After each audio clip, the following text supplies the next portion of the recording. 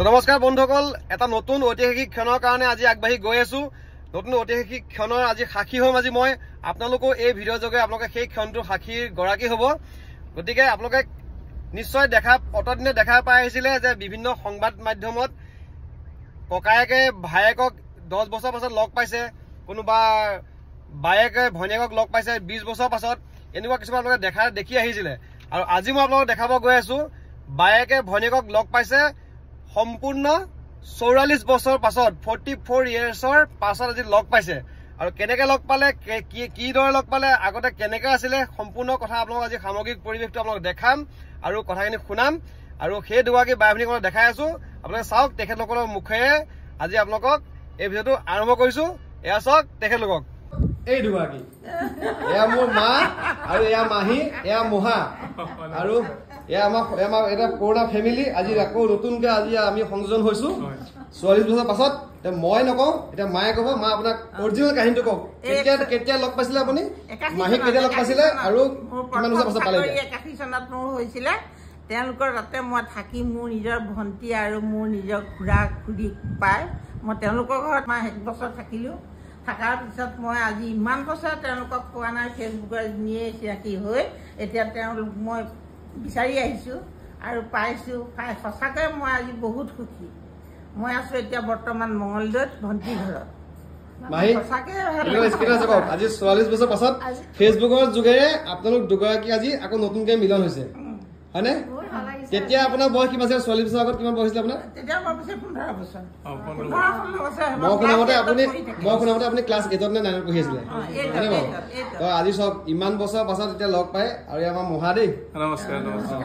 মহা, মই বাইদেউক লগ কৰি ভাল লাগে। আচলতে মোৰ লগত নাম চোৱাতে লগতে মোৰ মিছেছ আন্তৰিকতা আছে কাৰণে আজি আহিছে, আহি বৰ ভাল লাগিছে। বহুত ভাল লাগিল বাইদেউ, ইমান দিনৰ পৰা যে মনত ৰাখিছে আৰু আহি পালো এতিয়া আমি মানে মোবাইলৰ জৰিয়তে।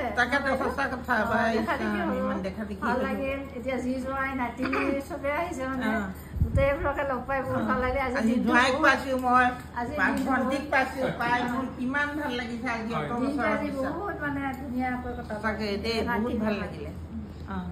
কালি যোৱা ৰাতি মায়ে মোৰ মূৰটো চুবাবলৈকে কৈ দিছে যে ৰাতি সোনকালে খোৱা, সোনকালে ৰাতিপুৱা উঠিব লাগিব।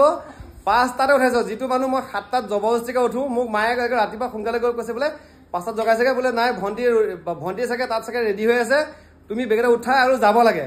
আৰু লগতে মোৰ মিছেছো আহিছে, এইফালে মিছেছ আহিছে আৰু ছোৱালীকো লৈ আহিছো। আৰু আহি পোৱাৰ পাছত এই দুগৰাকী যি হাঁহি ফূৰ্তি দেখিলো, আৰু মাহীয়ে ইমান ধুনীয়াকে এসাঁজ ভাত বনাই খোৱালে নহয়। মাহী বহুত ধন্যবাদ দেই। আৰু মানে কি যোগাৰ কৰিছে মহাই। যিয়ে নহওক, এইটো মানে এটা মানে ডাঙৰ প্ৰাপ্তি। আমি ভাবিব নোৱাৰা মানে কথা।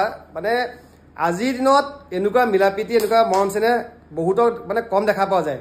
কিন্তু আমাৰ সৌভাগ্য, আমাৰ মা দেউতাহঁতৰ বয়সৰ যিখিনি মানুহ, তেখেতলোকৰ আগৰ যিটো মৰম আজিও ঠিক সেই তেনেকেই আজি আমি দেখা পাইছোঁ। গতিকে আমাৰ প্ৰজন্মই আমি এতিয়া নতুন প্ৰজন্ময়ো সেইখিনি আমি ধৰি ৰাখিব পাৰিব লাগিব, নে কি কয় মহা? হয়, ঠিকে আছে। আজি চাওক এতিয়া কিমান 44 ন, 44 বছৰ, 4টা মোটামুটি 4টা যুগ, 4টা যুগৰ নেৰেজ 4টা যুগ। হয়। এওঁলোকৰ যে ইমান মনত কৰি পেলাই মৰম চেনেহ কাৰণে লগ হৈছে আজি, বহুত ভাল কথা হৈছে। মা চকুত কি চকু পানী নেকি? বহুত সুখী মাক মই আহোঁতে কৈছো, ঘৰতে কৈছো যে মা যাব, হাঁহি ফূৰ্তি কৰি যেনেকৈ ঘৰখনৰ পৰা ওলাই গৈছে, হাঁহি ফূৰ্তি কৰি সেই ঘৰখনৰ পৰা আকৌ আমি ঘূৰি আহিব লাগিব। তাত কন্দা-কটা নহ'ব। কন্দা-কটা এইকাৰণে নহ'ব, মই কৈছো যে কান্দিলে গোটেই পৰিৱেশটোৱে বেয়া হৈ যাব। তাত হয় দুখ লাগিব, স্বাভাৱিক, হয় নহয় মাহী? দুখটো লাগে ন?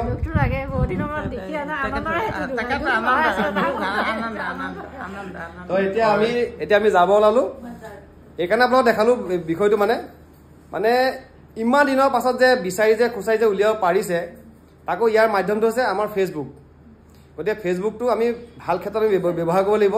অকল এইবোৰ ক্ষেত্ৰতে নহয়, ভাল ক্ষেত্ৰত ব্যৱহাৰ কৰক, ভাল ফল পাব। মহা, আমি আজি যাওঁ এতিয়া। ধন্যবাদ, আকৌ আহিব লাগিব। বহুত ভাল লাগিলে মাহী দেই, বহুত ভাল লাগিলে। আপোনালোক আহিব লাগিব দেই।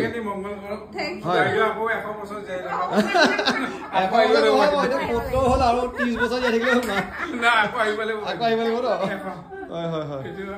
ঠিক আছে, গৈ থাকো দেই, আহোঁ। তো আমি ভিডিঅ'টো বেছি দীঘলীয়া নকৰিলোঁ, শ্বৰ্টকৈ দিলোঁ।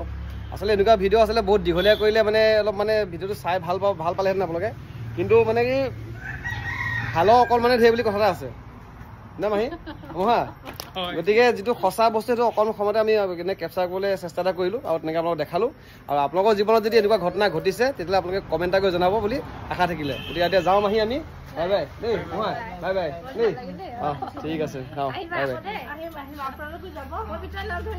আচ্ছা আচ্ছা মাহী একদম চিয়'ৰ